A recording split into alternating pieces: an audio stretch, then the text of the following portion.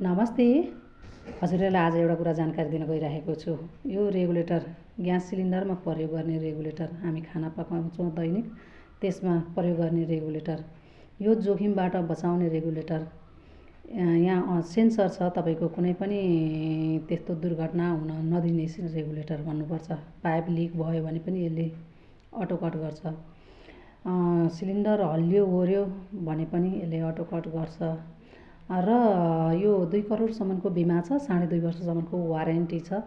Gas यसले पुरै निखारेर बाल्छ। घडीको सुई छ यहाँ हैन, यो घडीको सुई अनुसारले हामीले ग्यास कति आयो र कतिमा पुग्यो र कतिमा पुगेपछि सकिन्छ भन्ने कुरो पनि यसले जानकारी दिन्छ। हामीलाई यो ग्यास एकदम अभाव भइरहेको बेलामा कमसेकम ग्यास फिर्ता जान नदिनु पनि एकदम हाम्रो लागि नै फाइदा हो। र सुरक्षा जुन अटो कट हुने भएर चाहिँ सेन्सरवाला भएको कारणले पनि, जोखिमबाट बचाउने भएको कारणले पनि यो रेगुलेटर फाइदा। यदि हजुरहरू पनि यो रेगुलेटर हाल्ने इच्छुक हुनुहुन्छ भने अवश्य पनि मलाई सम्झनुहोला। हस्त, धन्यवाद।